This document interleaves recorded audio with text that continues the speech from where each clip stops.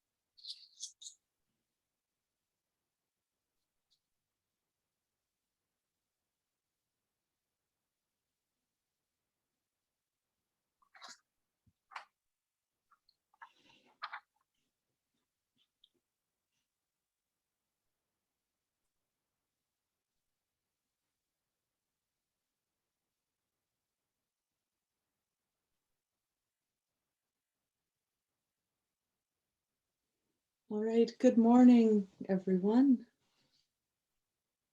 and welcome to this conversation, Understanding UNDRIP, a discussion on Bill C-15.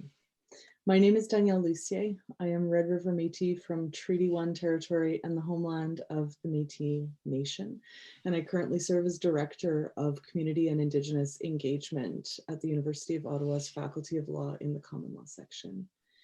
I am moderating today's session from unsurrendered Algonquin territory in Ottawa, Ontario. I am a person who benefits daily and deeply from occupying space as a long-term visitor here.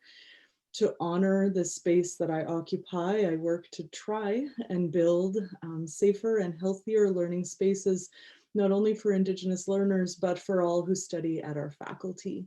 Moderating this panel today is part of that work, and I hope that engaging in these often challenging but also hopeful conversations, we will create a space that supports learning and unlearning for all.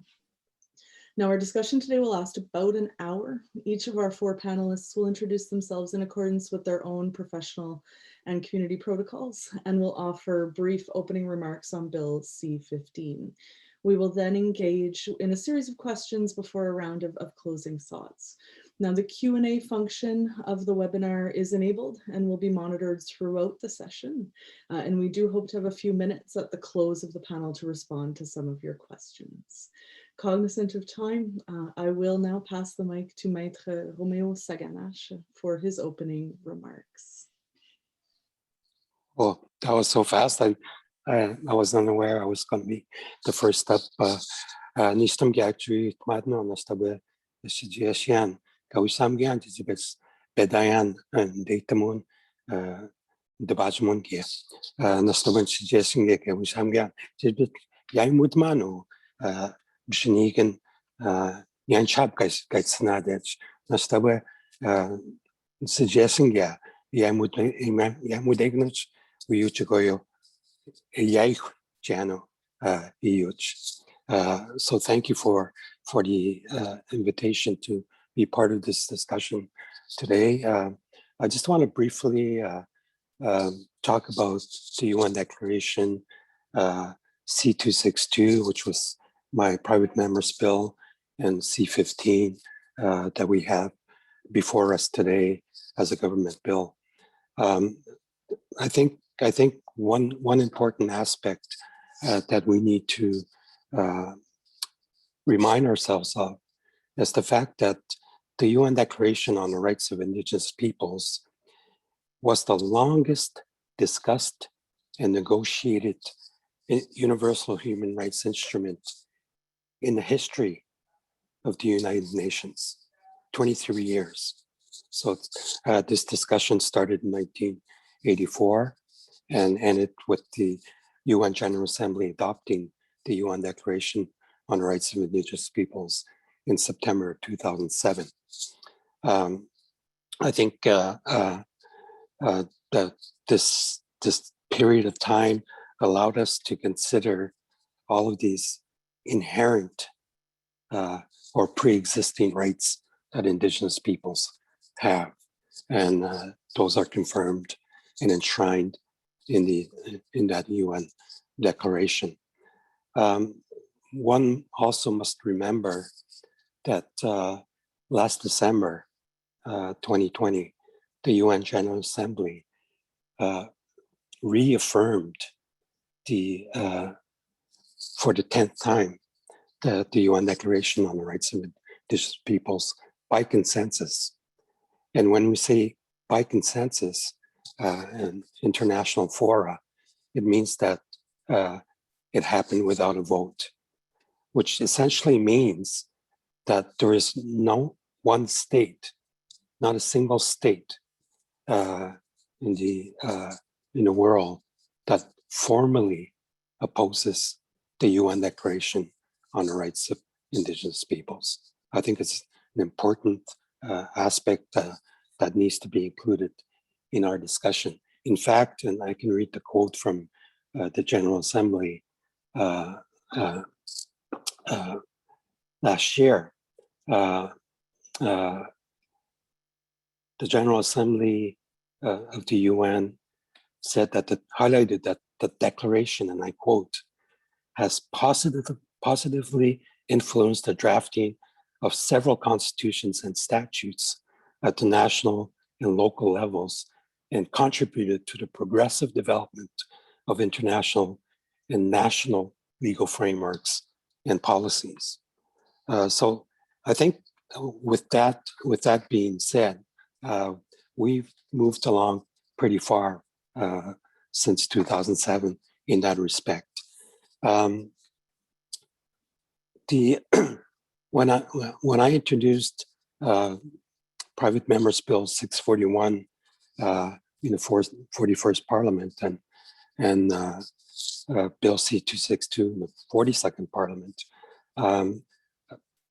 what I intended to do wasn't to incorporate the UN Declaration on the Rights of Indigenous Peoples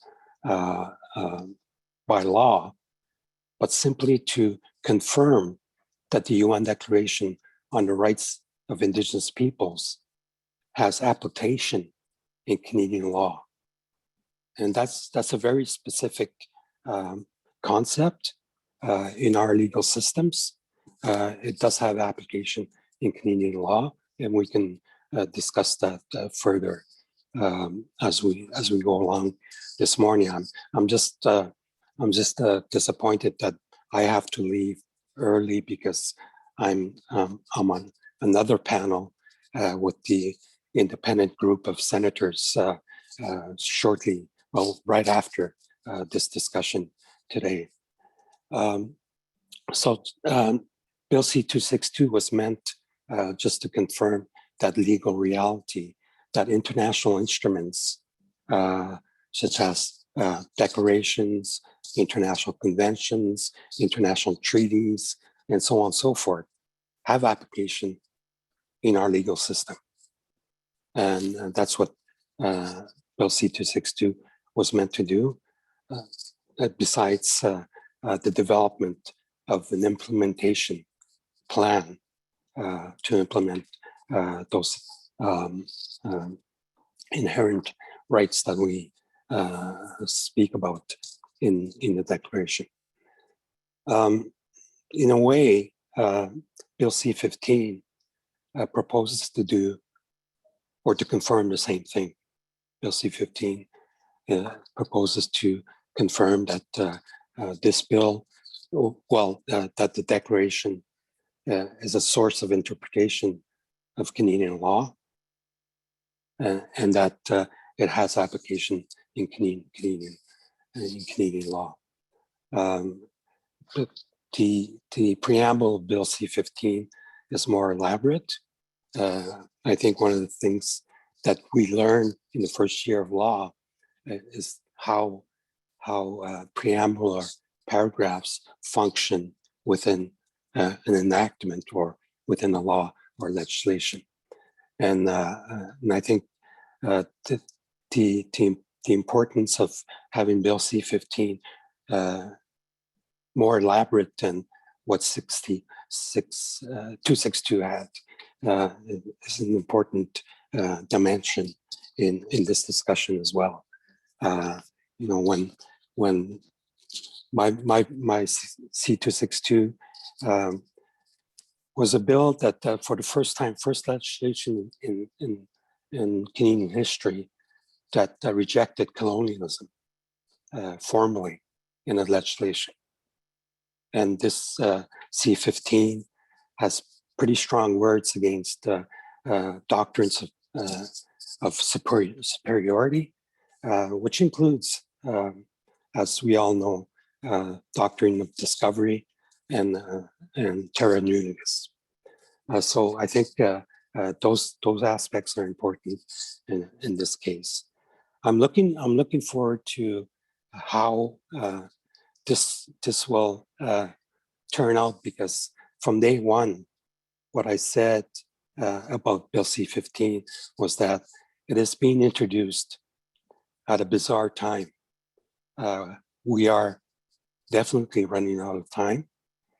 And what that indicates to me is that in spite of the fact that Justin Trudeau promised a federal legislation on the implementation of the UN Declaration on the Rights of Indigenous Peoples during the 2015 campaign, and then reaffirmed that commitment in front of the Chiefs and Assembly of the AFN in December 2015, that there would be federal legislation to implement the UN Declaration on the Rights of Indigenous Peoples.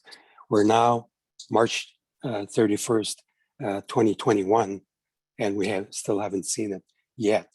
And I'm sort of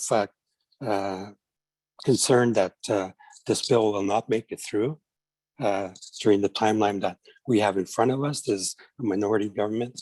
We might be going into an election soon, so I don't think this will go through, which is unfortunate. What is unfortunate in all of this is that, in spite of the interest that Bill C-15 has by the wider public, is that Trudeau seems to want this bill, this legislation, as much as those who oppose it. Thank you. Thank you for your opening comments, Megseganash. Pleasure to hear you speak, and thank you for giving us your time this morning. I know you're a busy man. I'll invite Sarah Mainville to introduce herself and perhaps provide some opening comments. Thank you, Miigwech, Romeo, for all your hard work. Buju, Kabamishi, Pinisikwe, Indigenous, Makwa, Dodem, Kuchiching, Nindoji. My name is Sarah Mainville. I'm a partner at a law firm, Otheus Cleary Townshend, they're otherwise known as OKT, here in Toronto. And I'm a member of Kuchiching First Nation, a former chief, and I'm from the Anishinaabe Nation in Treaty 3. And I guess for brief opening comments, just to say that I respect the Declaration like I respect solemn treaties. Years and years of participation, diplomatic relations between within the United Nations, high-level participation by Indigenous peoples. I certainly respect the Declaration. That was the outcome of all of that hard work.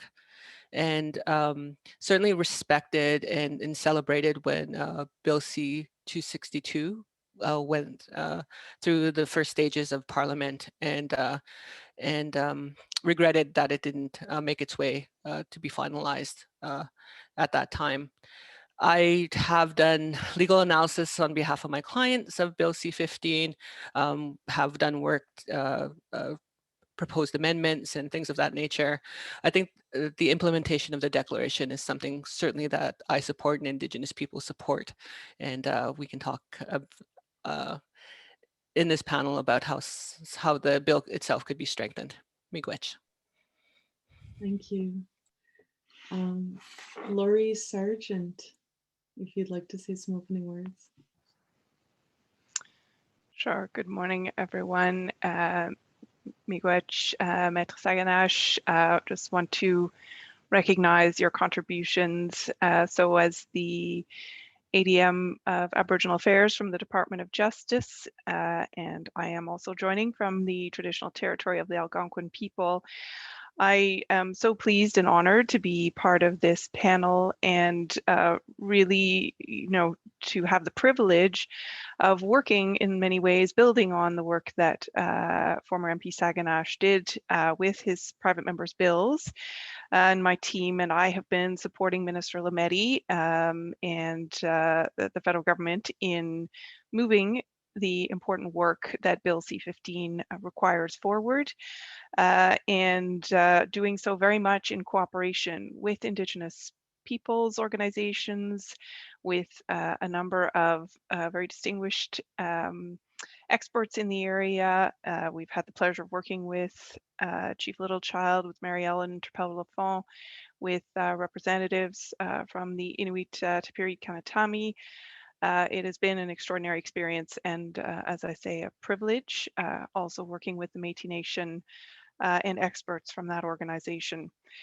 So I will just take a moment by way of opening remarks to recognize as well that it is International Indigenous Languages Day, and to note that we're thrilled that the Declaration is being translated into a number of different languages. It already was in some Indigenous languages, Canadian Indigenous languages, on the UN website, but we have also posted a version of the Declaration in Inuktitut, South Baffin, and are working in collaboration with Indigenous partners to bring other versions of the Declaration into Michif, and Cree will be bringing other versions forward on our UN Declaration website. And so it's wonderful to see that as a small but important concrete impact that this initiative is having.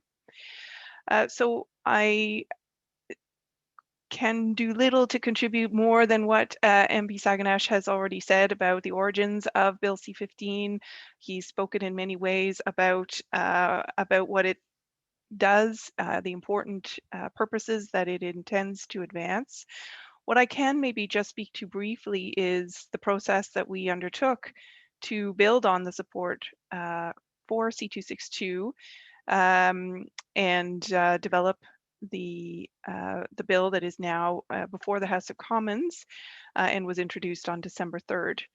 So we did, using Bill C-262 very much as the basis for engagement, undertake a series of virtual engagement sessions with representatives of national and regional Indigenous organizations, modern treaty partners, self-governing nations, rights holders, Indigenous youth, women, Indigenous women, gender diverse and two-spirit people, and regional and other Indigenous organizations. And I say that primarily to reflect and hold up the fact that the preamble to the bill that was mentioned as being more expansive than compared to Bill C-262 really reflects all the input and the contributions that we received over the course of that process. It includes now, of course, more provisions in the preamble in addition to those that were already in 262 that reflect the missing and murdered Indigenous women and girls calls for justice. So that was, of course, a development that occurred after C-262 had been introduced, and so we were able to reflect that in the preamble, and the importance, therefore, of reflecting and taking into account gender diversity, gender equality in the implementation of the UN Declaration in Canada going forward. There are also express recognition of inherent rights of Indigenous peoples, now stated in the preamble, a reference to the importance of the Declaration in contributing to addressing climate change and sustainable development. So a number of enhancements that really do reflect the engagement and what we heard as we proceeded through that process. It was short, it was compressed, and it was virtual in light of the circumstances that we find ourselves. And so, we know and recognize that it was not a perfect process, but we really did seek to build, as I said, on the strengths of C-262 and to keep it moving forward, even in the face, of course, of the challenges that we're all very aware of with respect to the pandemic, among other things. So I think I will leave it there. There were some other enhancements brought to the bill, but really they build on C-262 very closely, and I'd be happy to speak to them more as we proceed. Thank you. Thank you. And last but not least, Professor Amy Kraft, your words of welcome. Miigwech Daniel, Bujun dini maga nirok ki weden no dini kwe nishnakaz mekanaki kwe nishnakaz mangana dodem nishnabe kwe and dao. Shimigwech no gum. I'm grateful for this day and to be able to join you from Treaty 1 territory where it's sunny today and it was snowing yesterday, but we have sun back, so that's really exciting. And I think that's the metaphor I want to employ in terms of thinking about the potential of UNDRIP in relation to Indigenous peoples in Canada. So I want to start, this is my starting premise, is unraveling colonialism takes time. And Romeo already spoke to us about the 23 years that it took to negotiate the instrument, the multiple attempts at passing legislation federally that recognizes UNDRIP. And I think that a lot of hard work is still ahead of us, regardless of whether or not this legislation passes.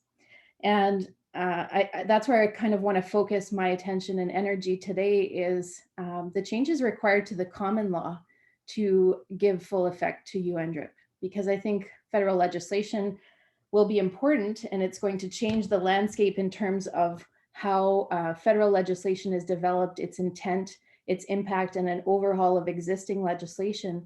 But that will have to go hand in hand with some major changes to the common law in Canada. So what I think, is political bravery in terms of jumping into the UN Declaration feet first, as has been promised by Prime Minister Trudeau. I think that there's a second very important step where there's going to need to be some significant unraveling of the common law by brave legal warriors and judges from across Canada. And that's going to mean dismantling some of the shaky foundations on which Canada rests its legal construct, including the doctrine of discovery and terra nullius. So that's really what I want to highlight in terms of our conversation today, is that not everything can be captured through this bill. I think some of the efforts provincially and in municipalities to recognize the principles of UNDRIP are also very significant, but that the common law is going to have to evolve to take this into account and modify those shaky foundations. Miigwech. I see. So I guess building on that, Professor Kraft, I wonder, what do you think, or how do you conceptualize implementation of UNDRIP in terms of how it relates to Indigenous sovereignty and Indigenous governance, right? Because if we're talking about unraveling the common law, this will have to be replaced with something. So would you like to speak to that before we engage our fellow panel? Yeah, I think it means many things, but I'll focus maybe just on treaties, because I think that recognizing the rights that are contained in UNDRIP kind of change the landscape of how Canada and provinces as the Crown have related to Indigenous people that are in treaty relationships. Long ago in the Haida, Taku, and Mikisew era in the early 2000s, I argued that somehow tables had shifted and the treaty partners, the Indigenous treaty partners, had become the less preferred children of the Queen. And yet we were the original parties to enter into that nation-to-nation relationship. And what Mikisew Cree did was say, well, you've reserved a procedural right to consultation and accommodation, but kind of did away with some of the substantive and deep engagement about potential impacts relating to the exercise of those rights that were preserved under treaty. So in my view, those shifts are going to have to happen on a few different bases. One is revisiting Indigenous understandings of treaties and what they're meant to achieve, which are sharing relationships, and to cast aside the foundations in law of doctrine of discovery and terra nullius, but also to back away from the idea of reconciliation that's deeply embedded in the common law. So if you look at how the common law has defined reconciliation, it's the reconciliation between a prior occupation and the Crown's sovereignty. And that in itself is something that is unraveled by UNDRIP. That idea that something is replacing original occupation with an assumption of sovereignty is an outdated idea. And I think that the preamble of Bill C-15 starts to attach that, but a lot of it is contained in the common law. And there are threads that we can pull, and Professor John Burrows from the University of Victoria and Canada's Indigenous Constitution and other texts has done a really good job at pulling at some of those threads. But I think we're going to have to do a lot more of that collectively if we're to take seriously the challenge that UNDRIP brings to the state of the law and the foundations of Canadian law. Thank you. I think, I think about Sarah's work, and I'd like to build on what you're talking about when you're discussing the treaty relationships. I put the question to Sarah, I think, how do you think that UNDRIP is likely to impact modern treaty negotiations and the interpretation or the mobilization of existing treaty obligations? I think that there's a couple of things to mention here. I would say that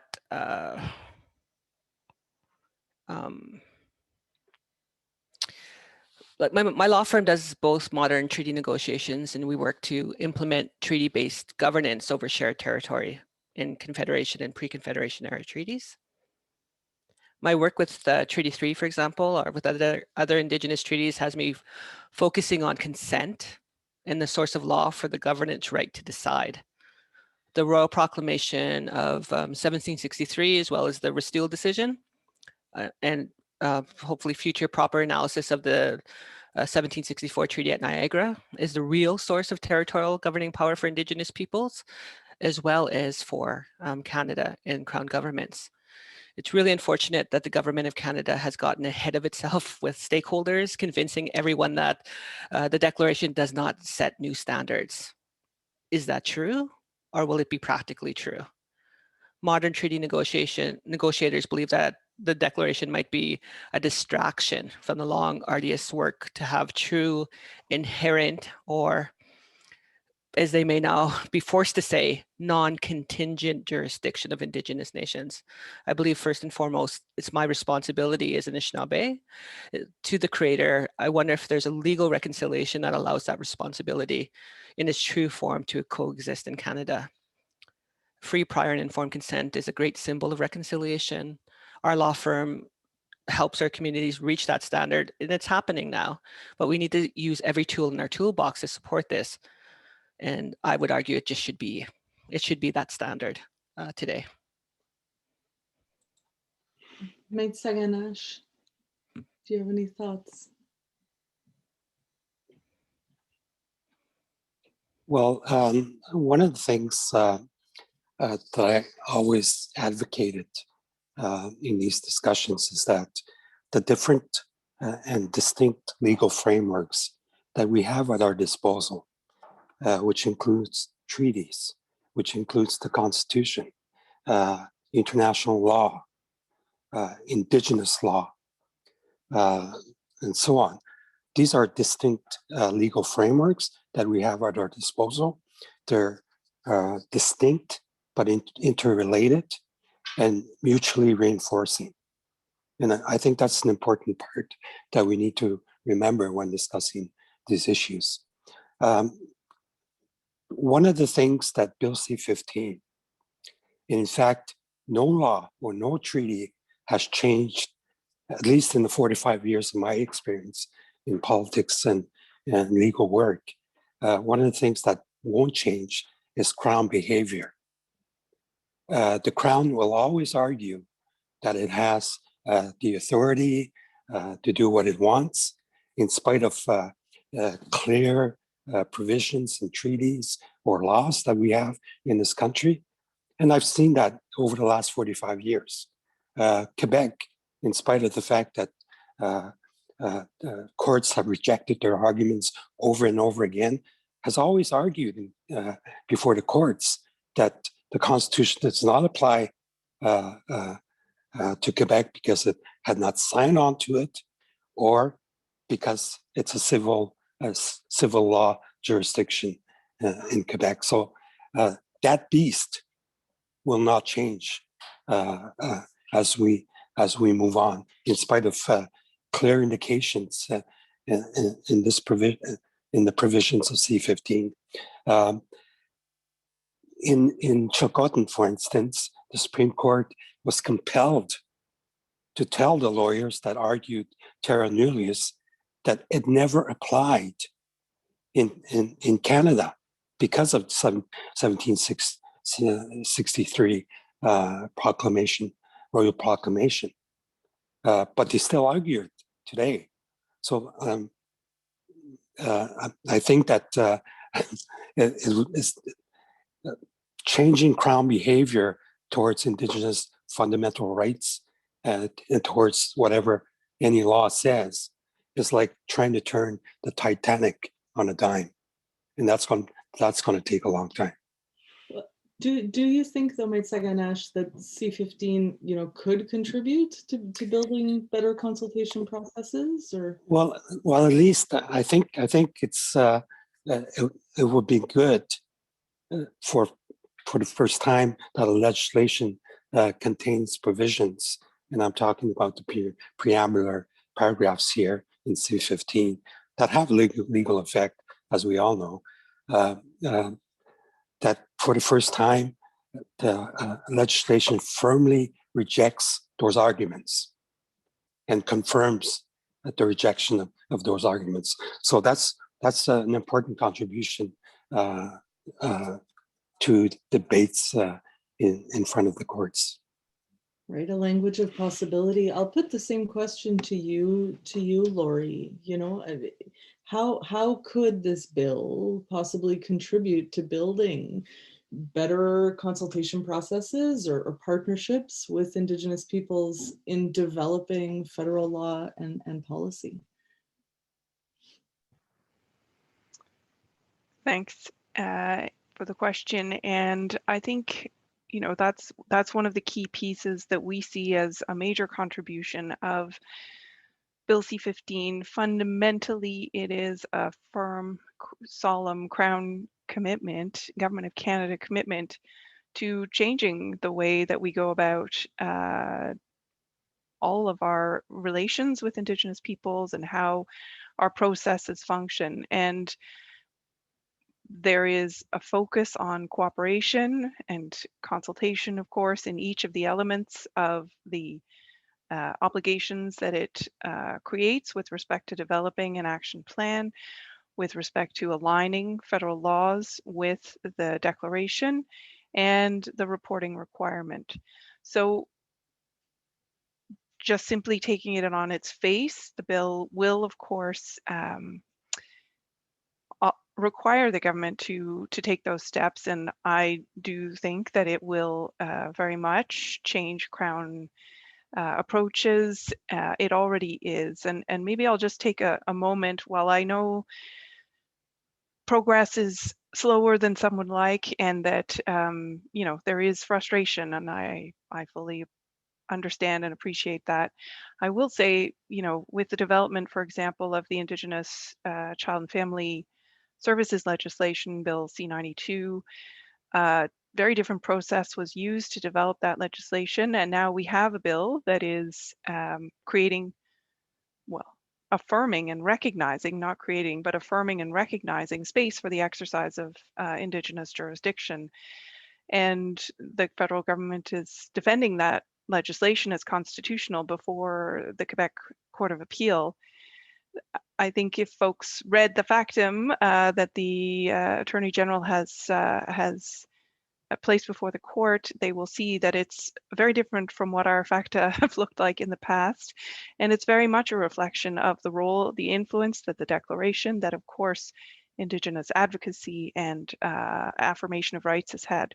So I do see that both on the process side and also substantively, there will be impacts through this bill, but more generally, of course, through the approach the government is taking to recognition and implementation of Indigenous rights. Thanks. I'll come back to Sarah, perhaps Sarah, having heard the other speakers, do we anticipate that this bill or the implementation of UNDRIP will impact relationships between the federal government and Indigenous communities? I would hope so. I think because of the direct participation in negotiations at the UN, I think that we're hearing all the right words from Canada about the implementation of the Declaration and its importance is that reconciliation framework is proposed by both the TRC calls to action as well as the MMI WG report in the calls to justice. I think we need to approach the Declaration not in the neo-colonial fashion that we have done in the past. I just point to the 10 principles and that continuing unilateralism that has plagued that relationship between Indigenous peoples and Canada. I think this idea that, trust us, wait, we'll figure out how to put this controversy to bed is I think is underlying all of this, whether or not Canada is deserving of this trust. I don't know the answer, maybe through time. The government treasury and the government bureaucracy, Canada may convince the next generation of Indigenous peoples that of this neo-colonial vision of the Declaration means that the Crown has power and control over very limited Indigenous rights. I hope that won't come to be. But there are many articles that say very specifically, state shall give legal recognition and protection to these lands, territories, and resources. And this speaks to the impatience that I hear in that hashtag land back, that let's start with that first. And let's focus specifically and very substantively on how we will return territory back to Indigenous responsibility. And I think that's really important. I'm hopeful because I know how resilient we are. I'm less hopeful because I truly believe a patience has been banked on for so long, and that patience is really at a very low level. We'll see how Canada commits its energy. All words and no action, I think, will result in consequences. Professor Kraft.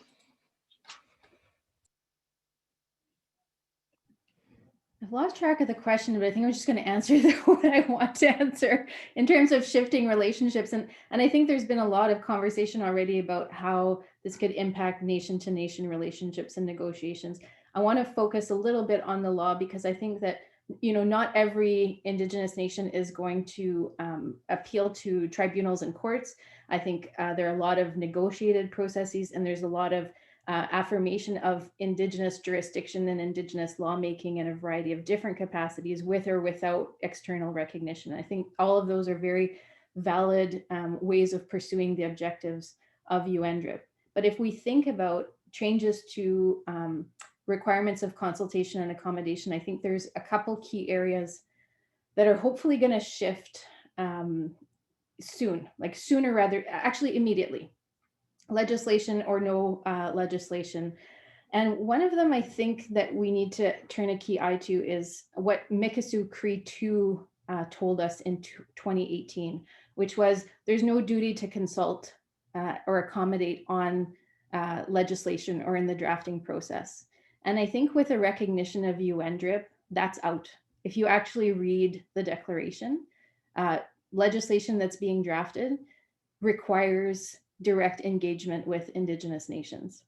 And while the court may not have a role in intervening in that directly, or let's say the Supreme Court has said that it shouldn't, that it won't, in order to protect other parliamentary, other constitutional principles like parliamentary privilege, I think that is a key area where change can be effected immediately.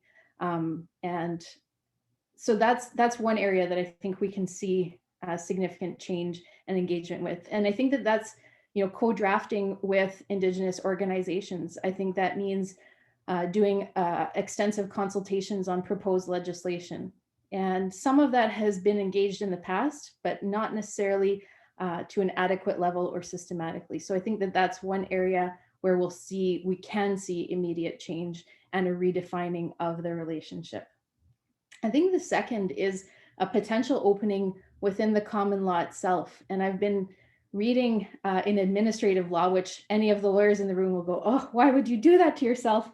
But I think that there is this little window post Vavilov wherein there's a couple things that come from Vavilov. One is that I think we're going to see consultation and accommodation come forward, claim contestations about adequacy of consultation and accommodation coming forward in the form of statutory appeals, where the standard is not reasonableness, it's correctness.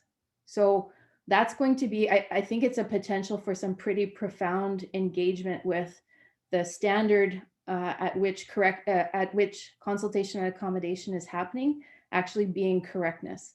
I think that Vavilov also opens up this very interesting window when it says what needs to be considered in judicial reviews where the standard is reasonableness. And what it says is that international treaties and conventions, even if they aren't implemented domestically by a statute, can help inform whether or not a decision was reasonable, whether it was a reasonable exercise of administrative power. So if we take these principles from UNDRIP and we apply them as standards of reasonableness, then I think the level of consultation and accommodation that's been required in Canadian common law could dramatically shift. So I think those are things that we could foresee in the immediate, in the next 5 years, as kind of shifting landscapes in terms of consultation and accommodation in Canada, and how the Crown is engaging both federally and provincially, regardless of whether or not the bill comes into effect. But thinking about, these ideas of a different kind of engagement in legislation, a different kind of engagement with respect to the potential impacts of activities on the rights of Indigenous peoples. And I think this is really important, right? Because C-15 won't be the end of the story. And I think it feeds into a question that we have here. It's being put directly to Laurie, and it's asking if the government is possibly contemplating some kind of omnibus legislation like the bill enacted in 1985 to bring federal law into conformity with the Charter. And I think this speaks to what the landscape will look like, post C-15 or once we get on the ground. So I don't know if you have a moment to speak to that, Laurie, before we enter into kind of our round of closing thoughts. I'm cognizant of time. While Laurie's speaking to, if any participants have any questions, do feel free to throw them into the chat, and we'll try and get some responses for you before the end of the session. So I saw the question, and we'll just say this, because it's important to the spirit of C-15. Whatever is done going forward, it will be in cooperation and consultation with Indigenous peoples. So it's not going to look like things looked back in the early 80s. I would not foresee omnibus legislation of that nature. Of course, I'm not the one who decides all of these things, but if I read C-15, I don't see it as requiring a process of that nature. At the same time, there will be huge appetite and patience, I'm sure, to actually take concrete steps to align laws with the Declaration.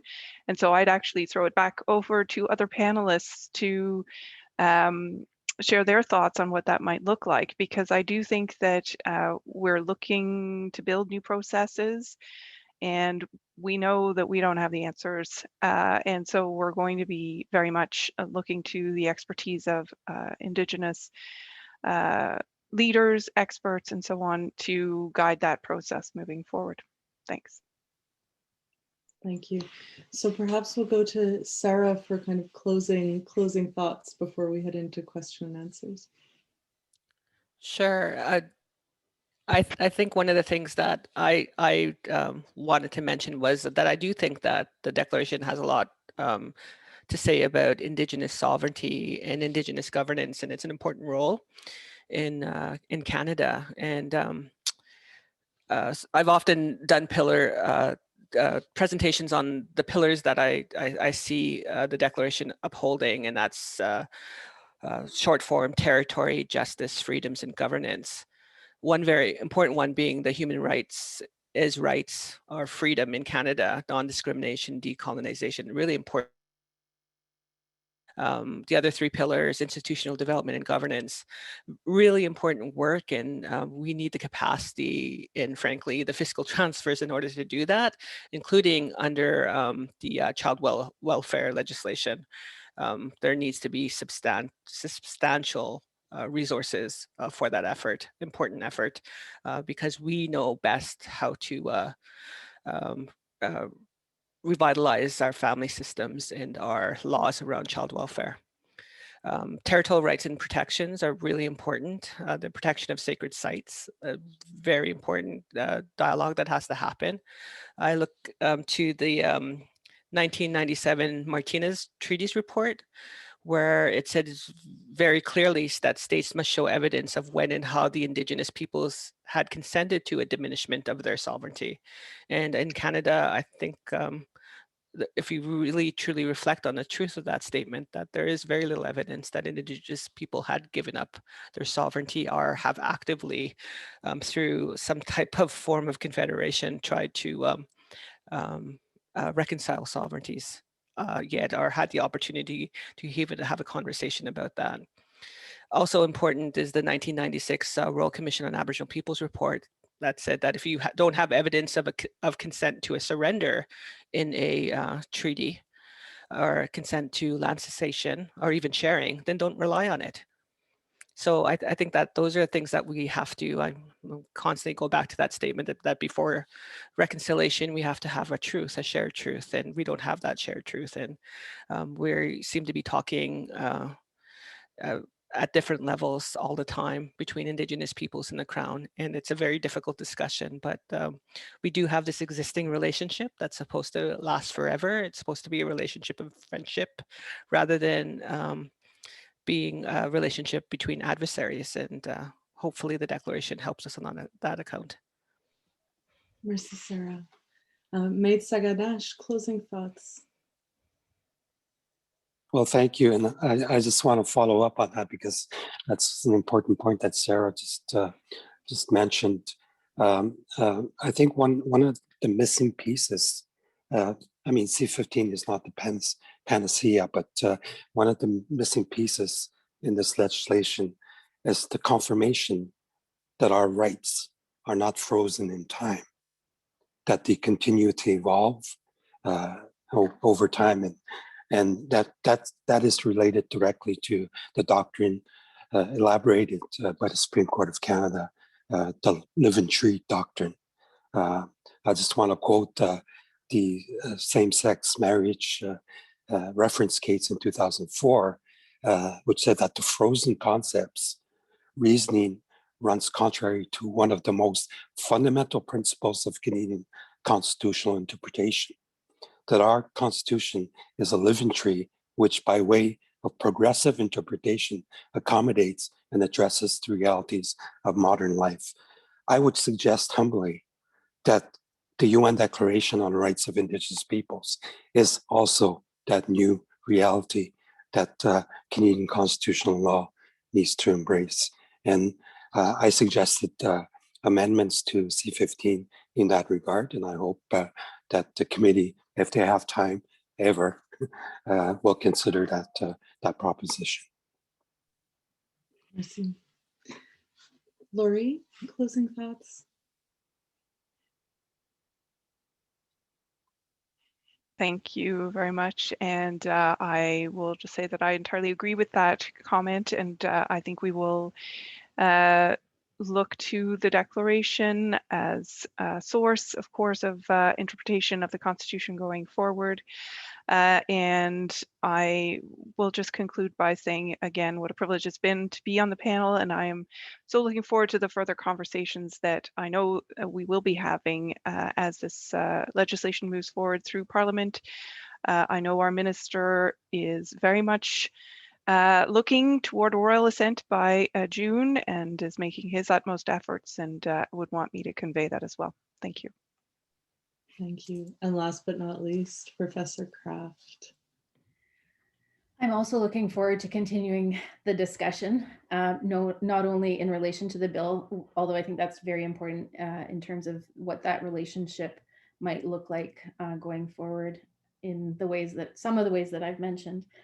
I think, you know, echoing some of what Sarah's comments have been around treaty, we have that relationship of friendship and of sharing that we've agreed to historically. I think giving effect to that relationship is the order of the day, and I see UNDRIP as a way, as a mechanism, one of the multiply reinforcing mechanisms that that Romeo spoke about, that kind of guides us to a better version of that relationship that we formed, that we have agreed to form. What's interesting, you know, in all of this, I think about the importance of Indigenous laws and governance in giving effect to UNDRIP, and I think of what elders tell us about what Anishinaabe law is, which essentially they always bring it back to it being a way of life. And so what's interesting to me is how we take on what I mentioned right at the start, which is this unraveling of colonialism that's going to take some time. When everything in that relationship to date has been defined and built on ideas of assimilation and extermination. That unraveling process is going to be difficult. And I think it takes a level of humility that I don't necessarily see present in some of the ongoing negotiations or in sort of the approaches to the law. Not to say that they can't be, and I like to think of hope and that sunshine that I see outside. You know, for as long as the sun shines, grass grows and rivers flow, as was the agreement to maintain that relationship. And so I do cast sort of a hopeful eye towards what the promise of UNDRIP might bring, but a cautious one, and one that will require working through the difficult parts of the relationship. Thank you, Professor Kraft. I am cognizant of time. We have just a few minutes here, a few minutes left here today. We do have a question from a participant about Bill 41 passed in British Columbia, and a question about whether or not the panelists have seen, you know, encouraging or concerning signs about the implementation in that jurisdiction to date. In particular, the question raised is about an ongoing land claim where the Crown is still arguing abandonment, which is out of line with UNDRIP. I'm wondering, Pethait Metsega-Nash, if you have any thoughts on this one. Well, I will close on that because I'm leaving to take care of the senators right now. But I think what it was telling after the adoption of Bill 41 in British Columbia is the interpretation that Premier Horgan had about the bill and the application of UNDRIP in British Columbia. He said essentially Bill 41 was meant for the future from the day on, while my interpretation of the application of UNDRIP in Canadian law is contrary to that. Even before Bill 41 was considered by the BC legislature, it had application in BC. And that was the problem there that I saw, and I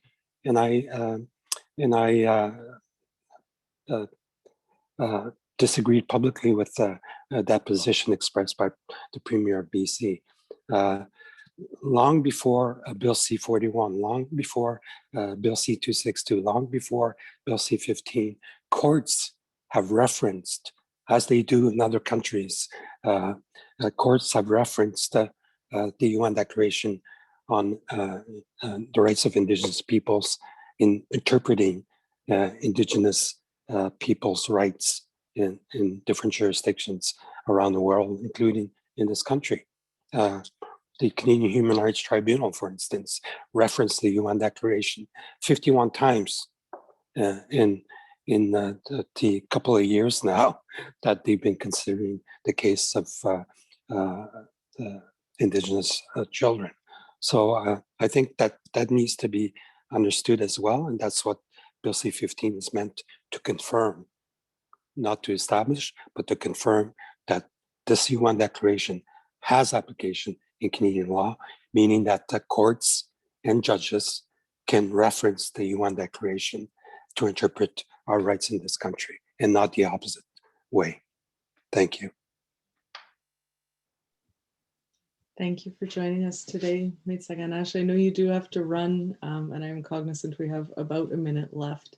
I, on behalf of the Public Law Center, the Indigenous Law Student Government at the University of Ottawa, and the Indigenous Legal Traditions Committee of the Faculty of Law in the Common Law section, I'd like to thank all four of the panelists for giving so generously of their time today. I know it is a difficult time, and I'm so very humbled to have spent time with you today.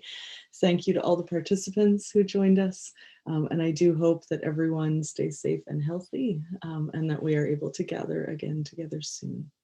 So thank you. Miigwech. Thanks, everyone. Thank you, Sarah and Laurie, for the conversation, and Danielle for guiding us through it.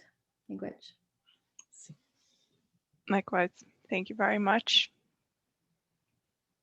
Thanks, everyone. Take care.